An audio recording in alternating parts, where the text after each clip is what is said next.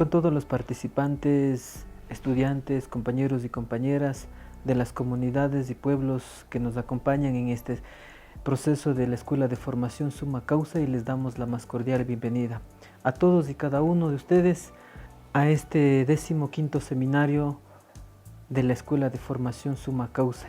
En este día vamos a tratar el tema de la situación política económica nacional con el doctor Mario Aunda. Él es sociólogo, politólogo por la Universidad Central del Ecuador. Actualmente es subdecano de la Facultad de Ciencias Políticas y Sociales de la Universidad Central.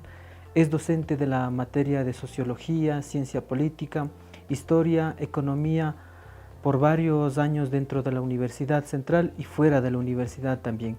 Es analista político, investigador de los problemas sociales del Ecuador. Ha participado en eventos a nivel nacional e internacional como ponente en temas de carácter económico, político y sobre todo la situación social de los países de América Latina. Es activista en las organizaciones sociales y pueblos indígenas del Ecuador, siempre con una perspectiva de fortalecer y revitalizar los procesos de lucha que vienen desde los pueblos y organizaciones indígenas. Durante 5 años ha venido participando como ponente de la Escuela de Formación Summa Causa. Durante su vida académica ha publicado varios ensayos y libros para entender la sociología, la sociedad, la política y la economía.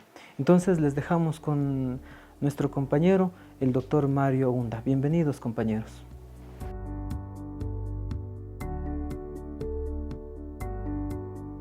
Bien, buenos días con todas, con todos. Primero agradecerles mucho la invitación de ser parte de este espacio de discusión y de formación, y esperando que lo que vamos a trabajar ahora sea de utilidad para ustedes. Bien, vamos a hablar sobre la situación política y económica. Es más o menos como decir que hacemos un análisis de la coyuntura, y un análisis de la coyuntura es tratar de entender lo que ocurre en un momento determinado y sobre todo cómo se relacionan entre sí los distintos componentes de esa realidad. En la realidad está la economía, en la realidad está la política, en la realidad está la acción social, en la realidad está la cultura. Todo eso hace parte de la realidad y de alguna manera tenemos que entender cómo se vinculan estos distintos elementos entre sí. Ahora, para hacer un análisis de la coyuntura, nosotros lo que tenemos que hacer fundamentalmente es un análisis de las relaciones de fuerzas. Porque la realidad no se produce por generación espontánea. La realidad no se produce automáticamente. Se produce en la medida en que los distintos sujetos, los distintos actores, realizan actividades, realizan acciones, buscando realizar sus objetivos. En la realidad existen varios actores que pugnan por salir gananciosos en cualquier momento en general, mucho más cuando se trata de momentos de crisis como el que estamos viviendo. La manera como se confrontan los actores y cuál es el resultado de esa confrontación. La manera en que se confrontan y los motivos, ¿no? Las causas, lo que está en juego en esa confrontación. Y es de esto de lo que vamos a hablar en los siguientes minutos.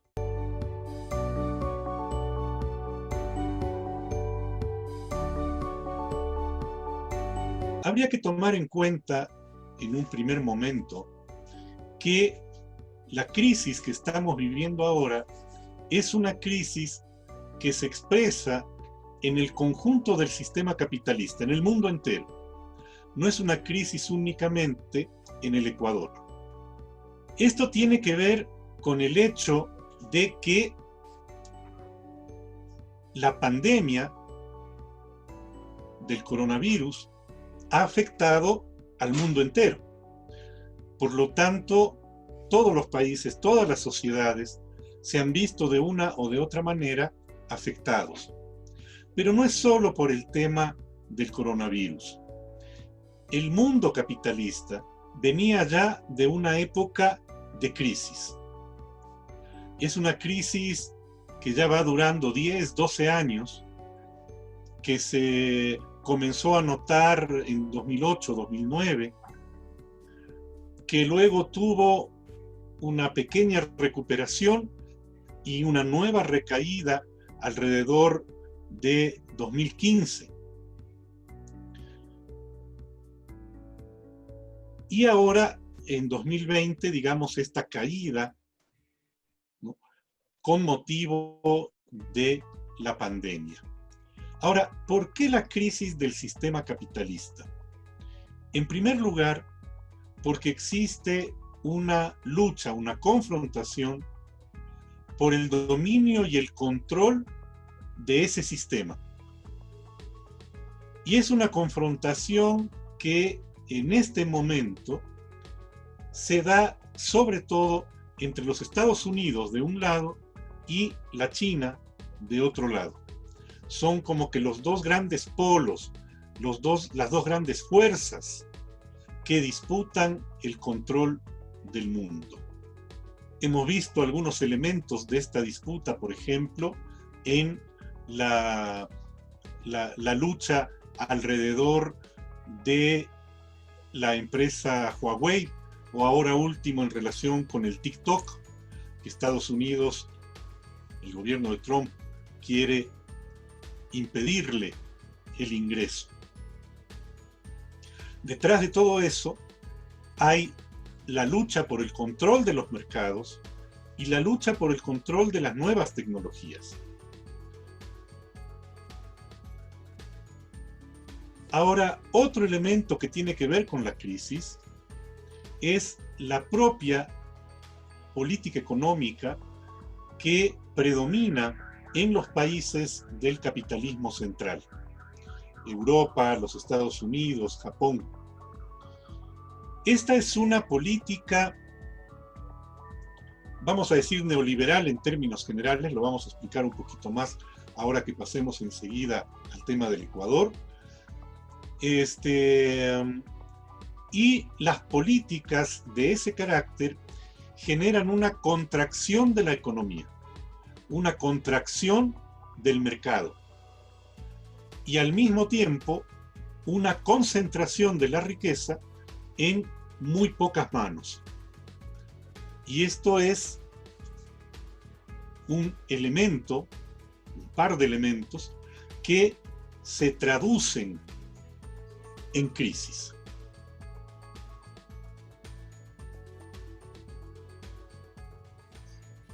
En América Latina también vivíamos una situación de crisis.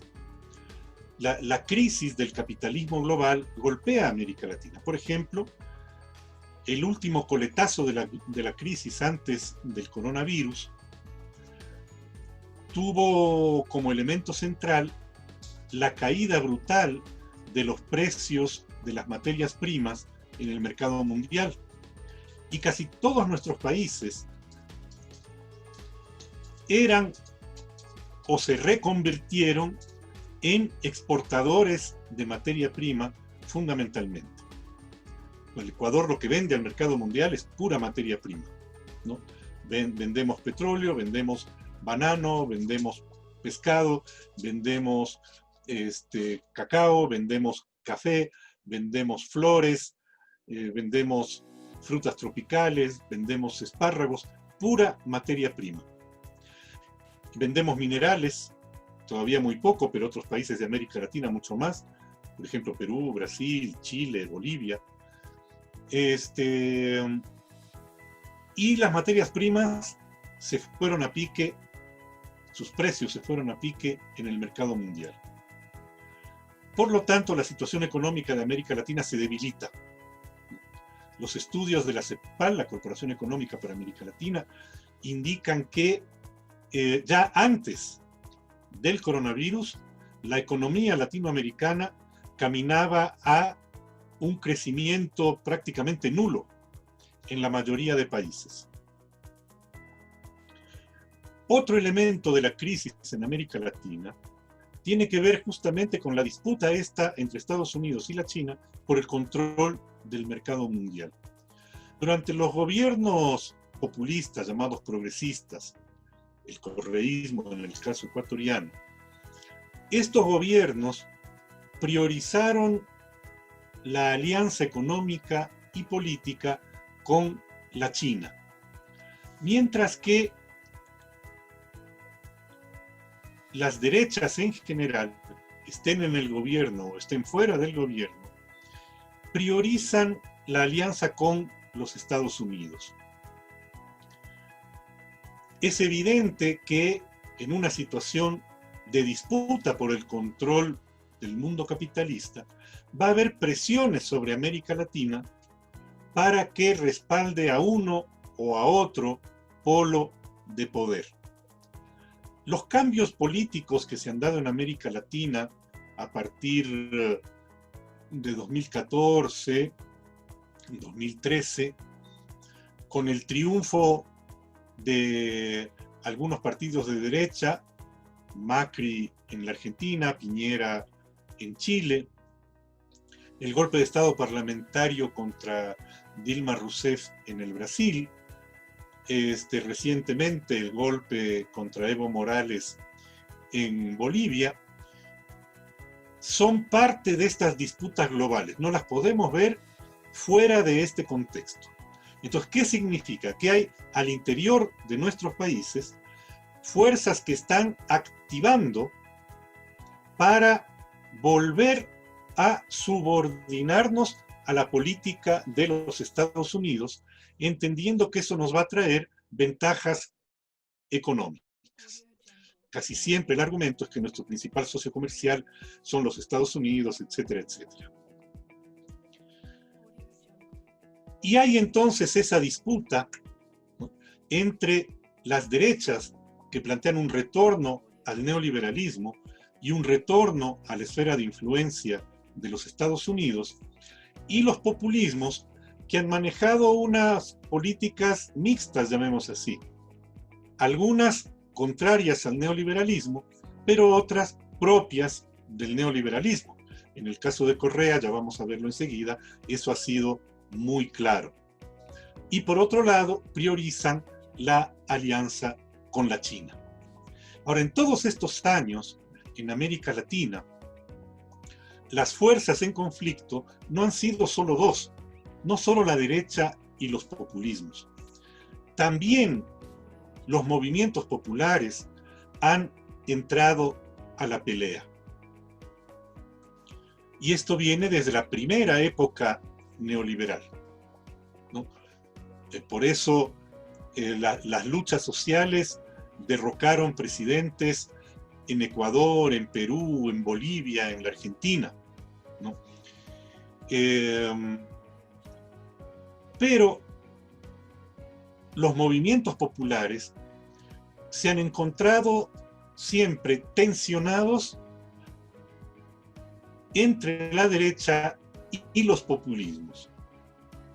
Tanto la derecha como el populismo quieren atraerse a las organizaciones sociales, a los movimientos indígenas, a los movimientos sindicales, a las organizaciones de barrios, a las organizaciones campesinas, a las organizaciones de mujeres, a las organizaciones de maestros.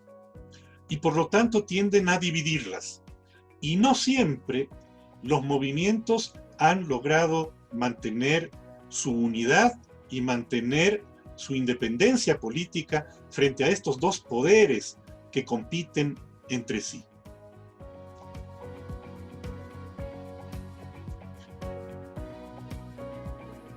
En el Ecuador, a su vez, también veníamos en un momento de crisis antes del coronavirus.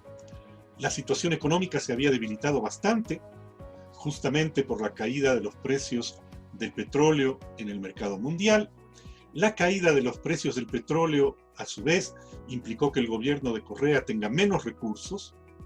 Ante la menor cantidad de recursos, el gobierno de Correa empieza a recurrir a políticas de carácter neoliberal y a buscar amistarse con los grupos empresariales. Por eso aprueba la ley de alianzas público-privadas, que era la ley para privatizar. Por eso ofrece privatizar y comienza a privatizar, todavía muy poquito, privatizó unas gasolineras, privatizó alguna otra cosa pequeña, pero ya dejó andado el camino, abierto el camino. Del mismo modo, firmó el Tratado de Libre Comercio con Europa, que permite una inundación del mercado ecuatoriano, del mercado interno, de mercancías europeas que vienen a competir con los productos nacionales. Ya le ofreció Correa a los grandes empresarios la flexibilización laboral. Ya ofreció reducir el tamaño del Estado.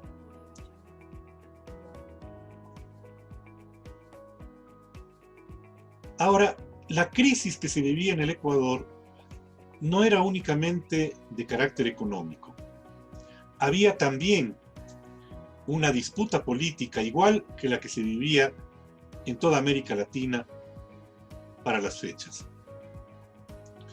Y nosotros teníamos, para decirlo muy brevemente, una situación que la podemos caracterizar de la siguiente manera. Por un lado, el gobierno, el populismo correísta, que venía debilitándose. Correa es reelegido presidente en el año 2013, con más del 50% de la votación, y era el momento en que parecía que se consolidaba el correísmo para muchos años por delante. Sin embargo, al año siguiente tuvimos las elecciones locales, elecciones de alcaldes, de prefectos, y en esas elecciones Alianza País sufre una grave derrota política.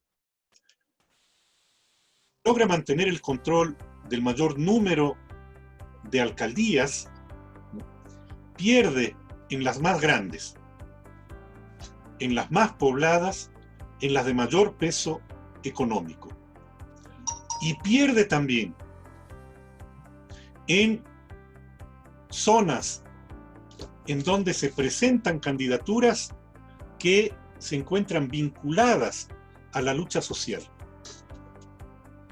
Por ejemplo, en Cayambe.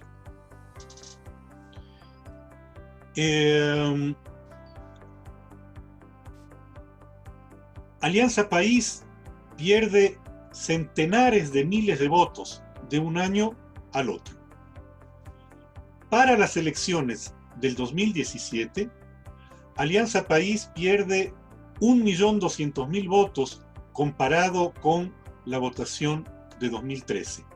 Por lo tanto, Alianza País venía ya en crisis. ¿A quién favorecía la crisis de Alianza País? Por una parte, a la derecha. La derecha gana alcaldías en el año 2014, la derecha gana en Guayaquil, la derecha gana en Quito, la derecha gana en Machala, gana en Cuenca, la derecha gana en Manta, gana en Puerto Viejo. Entonces hay un crecimiento de la derecha. ¿Por qué hay un crecimiento de la derecha? Vamos a señalar solamente dos factores, aunque obviamente se trata de más elementos. El primer factor es el económico. Aunque el gobierno de Correa, de boca para afuera, se pelea con los empresarios, la realidad económica es que durante los 10 años del correísmo, los grandes grupos empresariales ganaron como nunca antes. Y este crecimiento económico, ¿no?, es lo que sustenta el poder de la derecha, porque la derecha no es nada más que la representación política de los grandes grupos económicos. Si los grandes grupos económicos crecen económicamente, entonces es mucho más fácil que la derecha también crezca. Un segundo factor es que la derecha comienza a atraer a sectores sociales, sobre todo de las capas medias urbanas. Y esto ya lo notamos con las marchas que se hicieron alrededor de la ley de plusvalía y la ley de herencias. Ahora, por otro lado, también comienza a recuperarse el movimiento popular y las organizaciones políticas vinculadas con el movimiento popular. La CONAIE, el Frente Unitario de los Trabajadores, las organizaciones de mujeres recuperan su capacidad de movilización y realizaron algunas movilizaciones importantes en el tramo final del gobierno de Correa. Por eso es que también en las elecciones locales de 2014, algunas representaciones de los movimientos, por ejemplo Pachacutic, obtienen resultados interesantes. En este marco viene la elección de 2017, en que por su debilitamiento, Alianza País se ve obligado a terciar en una segunda vuelta electoral. Su contendiente fue el señor Lasso, banquero, representante de la derecha y de los grandes grupos de poder económico. Y ya explicamos por qué Lasso llega a esta situación. El resultado final es un resultado estrecho, incluso con acusaciones de fraude. No vamos a discutir ahora si hubo o no hubo fraude, porque además nunca se llegó a comprobar, entonces es una discusión sin sentido. Pero solamente vamos a decir que esto refleja el debilitamiento de Alianza País y el fortalecimiento de las derechas. Ahora, el debilitamiento de Alianza País se profundiza por las discrepancias entre las dos cabezas visibles del correísmo en ese momento. El presidente anterior, Correa, y el nuevo presidente, Moreno. Por su debilidad, Moreno entra en una política de diálogos que le permite recuperar imagen. Y al inicio del gobierno, Moreno tuvo una aceptación altísima, por sobre el 70% de la población.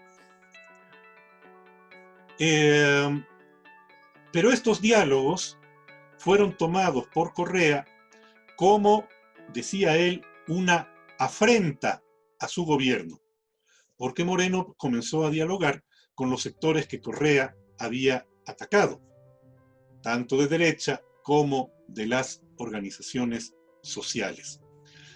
Esto, más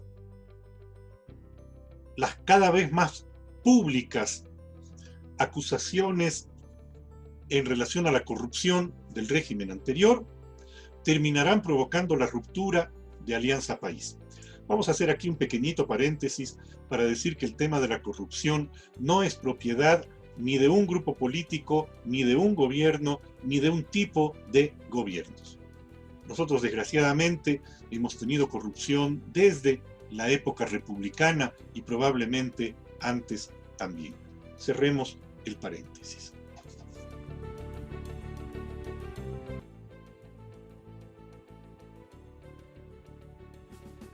La ruptura de Alianza País convierte al gobierno de Moreno en un gobierno muy débil. Y el gobierno de Moreno, en esa debilidad, en vez de tratar de hacer alianza con los sectores sociales, que pudo haberlo hecho, prefiere hacer la alianza con los grandes grupos empresariales y lanzarse en brazos del Fondo Monetario Internacional. Aunque Moreno decía que trataba de mantener un equilibrio Él decía que gobernaba el centro derecha con la economía y el centro izquierda con la política social, pero evidentemente esto es insostenible. Porque gobernar la economía con lo que él llama centro derecha, es decir, con los empresarios y con la derecha, implicaba asumir el programa neoliberal. Y el programa neoliberal atenta contra las condiciones de trabajo, contra las condiciones de vida, contra la inversión pública en salud, educación, en sectores básicos y estratégicos, y por lo tanto termina afectando al conjunto de la sociedad mayoritaria. Si la economía va en esa dirección, las políticas sociales se quedan en el aire. Por eso es que también terminan fracasando los diálogos, porque Moreno termina sin tener que ofrecer a las organizaciones sociales. Y se va cada vez más a la derecha, cada vez más a la derecha. Los equilibrios que Moreno intentaba se muestran como equilibrios imposibles y Moreno se desliza por el despeñadero del neoliberalismo entregado, atado de pies y manos a los grandes grupos empresariales, al Fondo Monetario Internacional y al gobierno de los Estados Unidos, que terminan por ser los tres el único respaldo de su gobierno. Esa situación genera una pérdida rapidísima de la popularidad de Moreno. A medida que las políticas neoliberales se van imponiendo, crece el descontento social, hay movilizaciones. A partir de octubre, noviembre del año 2018 hasta octubre de 2019, vivimos un año entero de movilizaciones, movilizaciones de estudiantes, movilizaciones de médicos, movilizaciones de mujeres, movilizaciones indígenas, movilizaciones de trabajadores. Y todo ese contingente de lucha social va a estallar en octubre del año 19, cuando el gobierno de Moreno resuelve incrementar el precio de la gasolina. El precio de la gasolina fue el fósforo que prendió el incendio. Se produjo, digamos, una rápida aglutinación de los sectores populares. En las movilizaciones de octubre participaron todos los sectores que se habían venido movilizando desde un año atrás. El movimiento indígena, el movimiento de trabajadores, las mujeres, los barrios, los estudiantes, los jóvenes.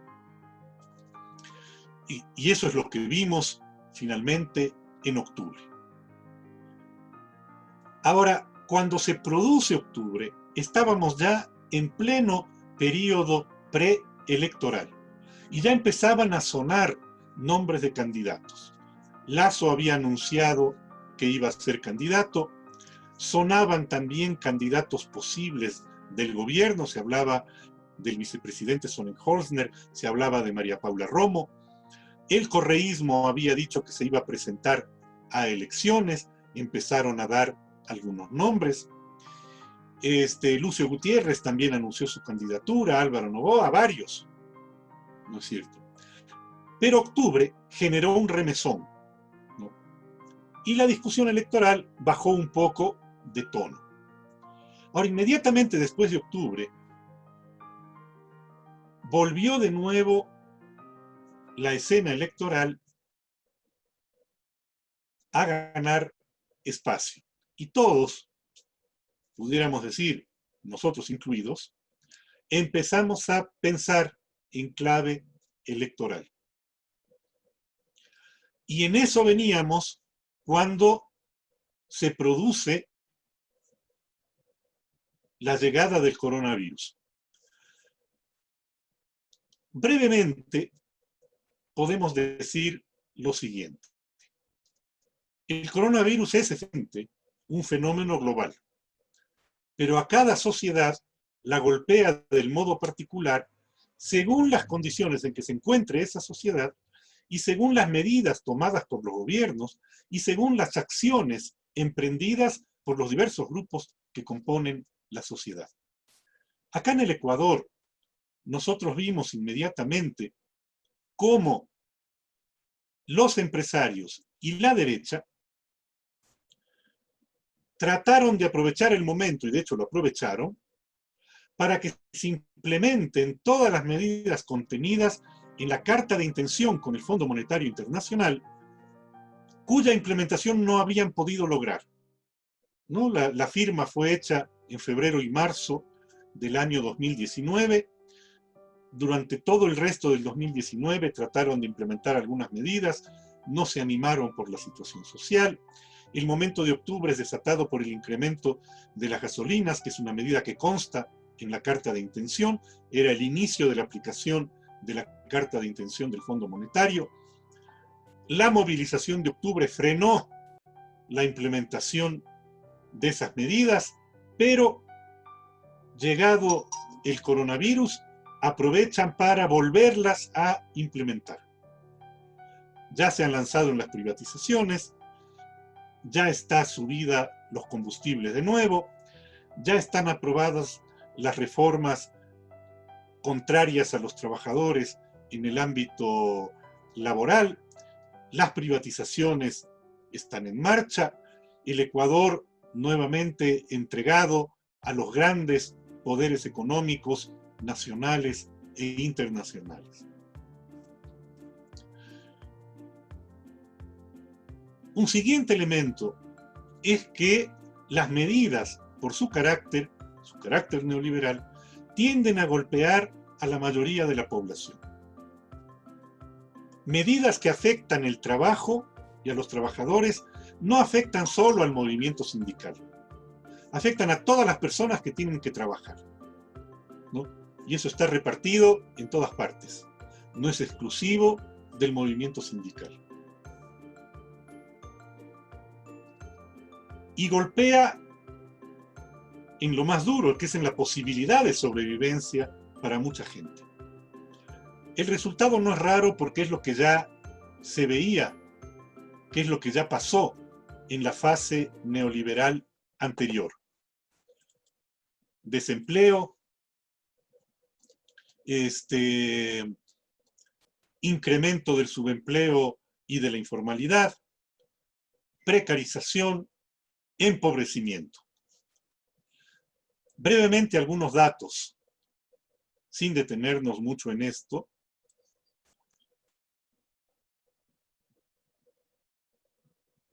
Según datos del IES, hasta fin de julio, todavía sin considerar agosto y lo que vamos de septiembre, más de 300.000 personas se habían desafiliado del IES. Más de 300.000 trabajadores, por lo tanto, habían perdido su trabajo. A esto habría que añadir que en el mismo periodo, casi 600.000 trabajadores fueron suspendidos, lo que quiere decir que dejaron de percibir salario. Y otros 220.000 trabajadores sufrieron la reducción de la jornada de trabajo y por lo tanto también la reducción del salario. Si sumamos entonces 300.000 despedidos, 600.000 suspendidos, ya van 900.000. 200.000 reducidos sus salarios, ya tenemos 1.100.000 familias que fueron afectadas por la erosión de sus condiciones de vida por las medidas emprendidas por el gobierno nacional.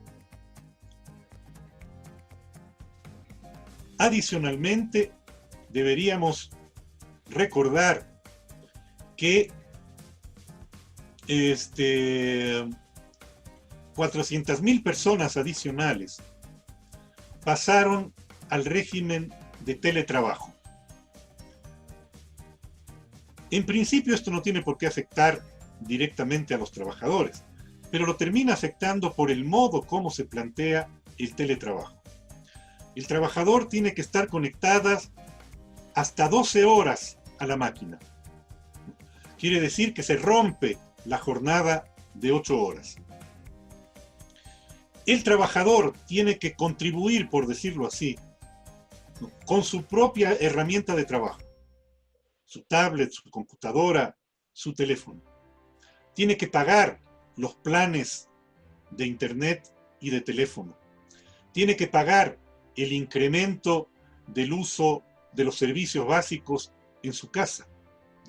Por lo tanto, se produce una reducción del salario de esos trabajadores. El propio gobierno había dicho que probablemente otras 400.000 personas perderían su trabajo en los meses siguientes. Se trata entonces de una afectación enorme que nosotros la vemos en el incremento de lo que llamamos genéricamente sector informal. Ahora, también los trabajadores informales fueron afectados, porque por las medidas de control no podían salir a vender. Y son trabajadores que, si no trabajan, no tienen ingresos. Por lo tanto, se produjo una reducción de sus condiciones de vida. Lo mismo pasa también con productores agrícolas, campesinos, indígenas, a los que no se les dejaba en un primer momento llevar sus productos a las ciudades, al mercado de las ciudades. El gobierno se aseguró de que las grandes empresas comercializadoras puedan seguir funcionando, ¿no? Los grandes supermercados, y al mismo tiempo poniendo cortapisas, poniendo barreras para los productores del campo. Otra afectación la vimos en la crisis del sistema de salud. El Ecuador vivió horas dramáticas. Se afectaron mucho más, ¿no?, en las ciudades de la costa al inicio. Ciudades como Guayaquil, provincias como Santa Elena, Los Ríos, El Oro, Manabí al principio, fueron enormemente afectadas. El sistema de salud pública fue completamente rebasado. ¿Por qué el sistema de salud pública es rebasado? Simplemente porque no se había invertido lo suficiente en salud. Y más que no haber invertido, se empezó a sacar plata del sistema de salud. Unos meses antes de que se desate la epidemia del coronavirus, habían despedido trabajadores de la salud, habían despedido médicos, habían resuelto reducir a la mitad el estipendio que el Estado debe pagar a los posgradistas y a los médicos internistas. Evidentemente, llegando el momento de la crisis, la situación era lamentable. Los propios médicos y trabajadores de la salud,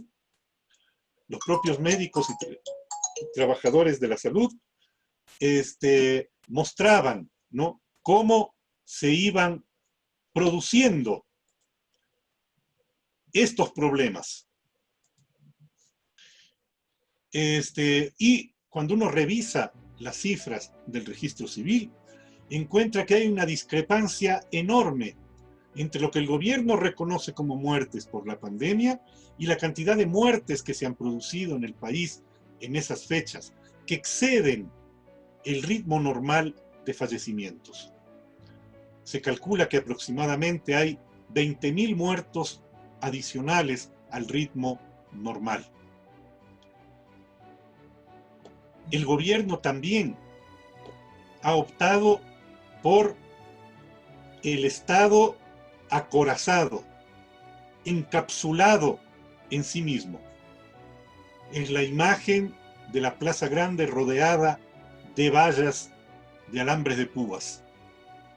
Un gobierno que ha perdido contacto con la realidad, que ha perdido contacto con el pueblo, que ya no tiene respaldo de la población, cuyo único respaldo es, como habíamos dicho antes, los grandes grupos empresariales los capitales transnacionales, el Fondo Monetario y el gobierno de Donald Trump. Hacia adentro, prácticamente nadie respalda a ese gobierno. Y ese gobierno continúa tomando medidas que afectan al pueblo. Y lo seguirá haciendo hasta que termine su mandato. Ya para terminar, vamos a decir que en este escenario se nos vienen las elecciones encima. Y de acá voy a plantear solamente algo muy general. Nosotros podemos ver, uno, que las derechas, es decir, los grandes grupos empresariales, los partidos políticos y movimientos políticos de la derecha se han unificado.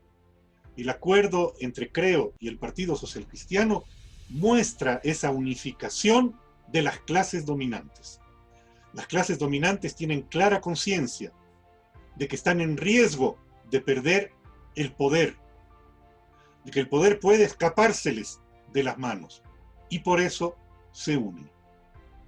También hemos visto que hay una unificación del correísmo.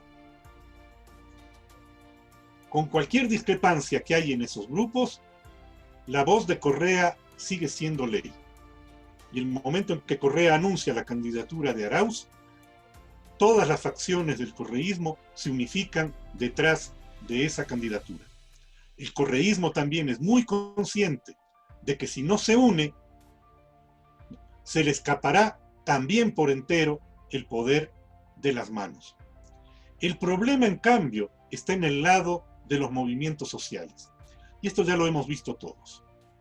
Mientras los dos grupos de poder se unifican, en el lado de los movimientos sociales no estamos de acuerdo, nos peleamos entre nosotros mismos, hablamos mal los unos de los otros, por lo tanto, llegaremos débiles al momento electoral.